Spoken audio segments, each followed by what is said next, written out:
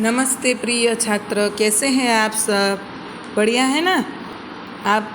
आपने पहले वीडियो में देखा था इकाई नंबर 7, बूझो तो जाने। मज़ा आया ना इस इकाई को पढ़ने में? इस प्रकार कई सारे जो पहेलियाँ, कई सारी जो पहेलियाँ होती हैं, हम रोज़ बरोज़ के जीवन में अपने दोस्तों से, अपने घर वालों से पूछते हैं, तो जिससे हमारा ज्ञान भी बढ़ता है और हमें आनंद भी मिलता है। हमने अभ्यास की चर्चा कर ली थी, आगे हम आज स्वाध्याय की चर्चा करेंगे। अब आप देख सकते हैं स्वाध्याय में पहला प्रश्न है, वर्ग पहेली भरिए। शब्दकोश का उपयोग कर सकते हैं। यहाँ पर आप देख सकते हैं बाएं से दाएं। बायां मानी डाबू और दायां मानी जमणु। तो बाएं से दाएं माने डाबा थी जमणी बाजू। तो और यहाँ पर है ऊपर से नीचे, बराबर, जिसे हम गुजराती में कहते हैं आड़ी अने ऊभी चाल। वो आपको यहाँ करना है, आपको बहुत मज़ा आएगा। जैसे कि मैं आपको उदाहरण के तौर पर एक एक करवाती हूँ। यहाँ आप बाएं से दाएं में पहला देखिए, नए ज़माने का, आजकल का माने, तो यहाँ पहले नंबर पर लिखा है तो हम लिखेंगे आधुनिक, बराबर है। अब इस बाजू में ऊपर से नीचे देखेंगे तो पहला है उल्लास, खुशी और हर्ष। तो यहाँ आ आया है तो आ पर से क्या आएगा? आनंद। तो एक मिल गया। यहाँ बाएं से दाएं आधुनिक और ऊपर से नीचे आनंद। इस प्रकार आपको पढ़ते जाना है और सारी शब्द पहेली को पूर्ण करना है। तो बच्चों, हो जाओ तैयार। ये कोष्टक आपको अपने आप करना है। अब दूसरा प्रश्न है, उचित स्थान पर विराम चिन्ह। यहाँ है विस्मयादि बोधक है, फिर यहाँ पूर्ण विराम है, अल्प विराम है, प्रश्नार्थ है, बराबर है, फिर अवतरण, एक हरा दूहरा अवतरण चिन्ह है। इसको आपको इस वाक्य में योग्य स्थान पर लगाने हैं। तो आप क्या खाएंगे? यहाँ कौन सा विराम चिन्ह आएगा? तो प्रश्नार्थ आएगा। माँ ने पूछा, वहाँ पर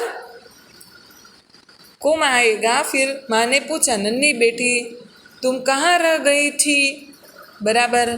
तो कहाँ रह गई थी, वहाँ भी प्रश्नार्थ आएगा। छी के बाजू में आश्चर्य चिन्ह आएगा। कितना गंदा पानी है, गंदा पानी है, वहाँ पूर्ण विराम आएगा। फिर च है आगे का ग, मेरी पुस्तक का नाम रामायण है, तो वहाँ पूर्ण विराम आएगा। फिर है च, वहाँ के बाजू में यहाँ पर अवतरण चिन्ह का आएगा, वो आप देख लीजिएगा। माँ ने पूछा है ना, वहाँ पर अल्प विराम आएगा। और नन्ही बेटी तुम कहाँ रह गई थी, वहाँ अवतरण चिन्ह आएंगे, नन्ही से थी तक, और फिर पूर्ण प्रश्नार्थ आएगा।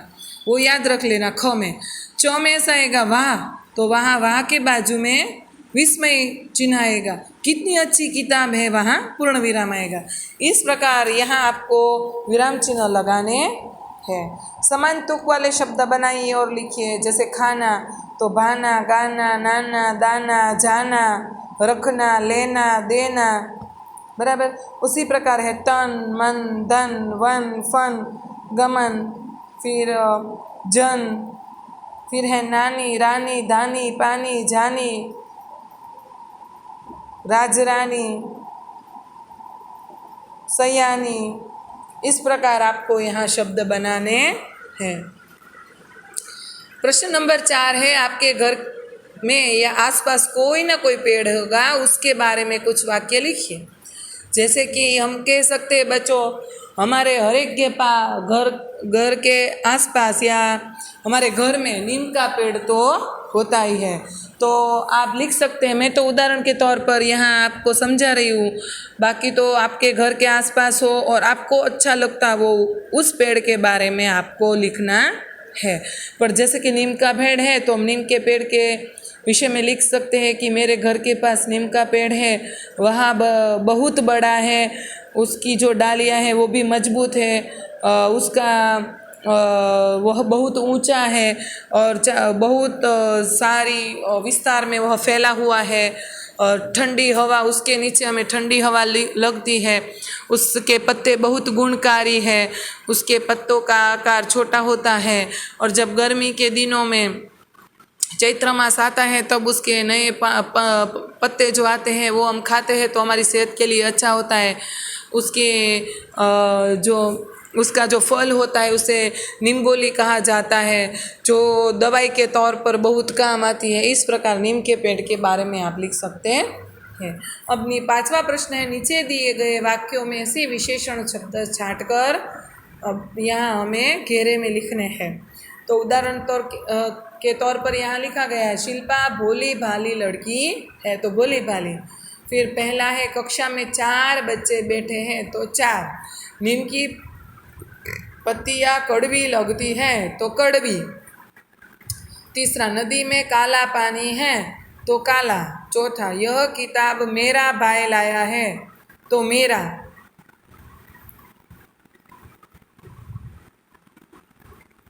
पांचवा है, गिलास में थोड़ा सा शरबत डाला है, तो थोड़ा सा। छठवा, हमारी पाठशाला में बड़ा बगीचा है, तो बड़ा।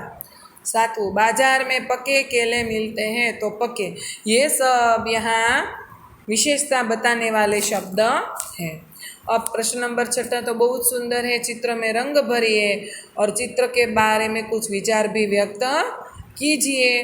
तो यहाँ ये चित्र में रंग भरना है और आपको यहाँ विचार प्रकट करना है कि ये सुंदर से गांव का चित्र है, सुबह हो रही है, पक्षी उड़ रहे हैं, बराबर है। एक आदमी है, वह ट्रैक्टर में अनाज की बोरियां भरकर दूसरी जगह गांव में बेचने के लिए निकल पड़ा है, बराबर है। खेतों में जो कुआं है वहाँ पर पंप लगाया गया है और कुएं में से पानी खींचकर खेतों में जा रहा है। इस प्रकार का वर्णन आपको यहाँ करना है। अब 7वां प्रश्न है, शब्दों को कोश के क्रम में लिखिए। यहाँ सुंदर सी कैटरपिलर दी गई है बच्चों। कैटरपिलर माने जिसे हम गुजराती में कहते हैं ईयर। कैटरपिलर का सुंदर सा चित्र दिया गया है। इसके जो छोटे छोटे पैरों के जो निशान के ऊपर जो उसके शरीर का भाग है उसमें आपको ये शब्द लिखने हैं। आपको अपनी फेयर बुक में ऐसी बनानी है कैटरपिलर तो आप बना सकते हैं, और अगर नहीं बनाना चाहते हैं तो भी चल सकता है। शब्दकोश के क्रम में आप शब्द लिख लीजिएगा, बराबर है। तो यहाँ पहला शब्द आएगा कांटा, दूसरा शब्द आएगा चिड़िया, तीसरा शब्द आएगा नदी, चौथा शब्द आएगा पक्का, पांचवा शब्द आएगा पतला, छठा शब्द आएगा पानी, सातवां शब्द आएगा पूजन और अंतिम शब्द आएगा पेड़, बराबर है बच्चों। इस प्रकार आपको यहाँ शब्दकोश के क्रम के अनुसार ये शब्द लिख लेने हैं, बराबर। यहाँ पर हमारी इकाई पूरी होती है। इस वीडियो को आप ध्यान से 1 बार 2 बार देख लेना और प्रश्नों के उत्तर समझ लेना, और अपनी फेयर बुक में ये चित्र नहीं भरना है पर इसमें जो वाक्य है वो आपको लिखने हैं। आपकी फेयर बुक में आपको सब प्रश्न करने हैं। और हाँ बच्चों, स्वाध्याय का ये जो पहला प्रश्न है ना, बराबर, उसके उत्तर यहाँ पर इतना जानिए में दिए गए हैं, पर पहले आप अपने मन से प्रयत्न करना और बाद में इसके उत्तर लिखना। ये पहला प्रश्न स्वाध्याय का आपको अपनी फेयर बुक में नहीं करना है, बराबर है। करना है तो कीजिएगा पर कंपलसरी नहीं है, बराबर है। ये अभ्यास का चौथा प्रश्न भी आपको अपनी फेयर बुक में नहीं करना है, बराबर। इसके अलावा ये दूसरा प्रश्न है अभ्यास का, उसमें भी आपको केवल प्राणी और पक्षियों के नाम ही लिखने हैं, बराबर है। तो बच्चों हो जाओ तैयार अभ्यास और स्वाध्याय अपनी फेयर बुक में करने के लिए, बराबर है। बाय बाय, फिर मिलेंगे नई इकाई के साथ। घर में रहिएगा, सुरक्षित रहिएगा।